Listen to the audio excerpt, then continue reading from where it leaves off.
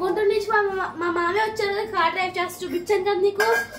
కాబట్టి మేము మంత్రం చేప తెచ్చాం, ఫ్రై చేస్తున్నాం. ఇదిగో మా అమ్మ మ్యాగ్నెట్ హాయ్ చెప్పమ్మా.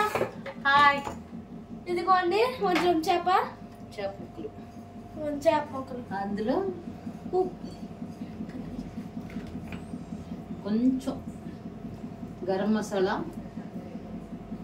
అల్లం వెల్లిపాయ పేస్ట్, ధనియాల పొడి, జీరా పౌడర్, ఉప్పు, కారం, కొంచెం కార్న్ఫ్లోర్ వేస్తే గట్టిగా ఉంటాయి కదా విడవని కార్న్ఫ్లోర్ వేస్తున్నాను. వీటిని కొంచెంసేపు ఒక హాఫ్ అన్ అవర్ ఫ్రిడ్జ్లో పెడితే గట్టిగా ఉంటాయి. దీన్ని ఇప్పుడు మనం నూనె వేసి ఫ్రై చేయాలన్నమాట. ఫ్రై చేస్తే వంజరం కదా, ఫ్రై బాగుంటుంది. చెరువు చేప మీద వంజరం చేప బాగుంటుంది.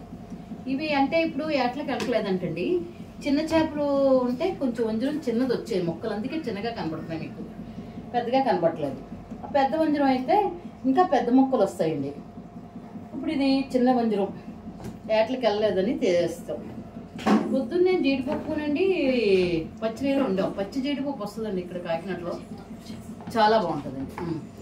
ఇదిగోండి వేసాం. నూనె ఈటెక్కాక కొంచెం ఇట్లా వేసుకుంటే చాలా బాగుంటుందండి ఫ్రై చేసుకుంటే.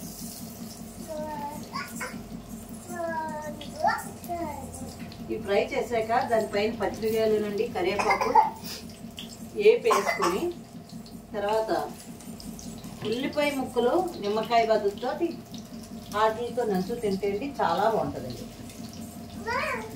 ఇది కూడా ఫ్రై సిమ్లో పెట్టుకొని కొంచెం మీడియం ఫ్లేమ్లో పెట్టుకొని చేసుకుంటే చాలా బాగుంటుంది. ఇప్పుడు ఆపేసి మళ్ళీ ఇంకా ఫ్రై అవ్వాలి, ఇంకా ఫ్రై అవ్వాలి.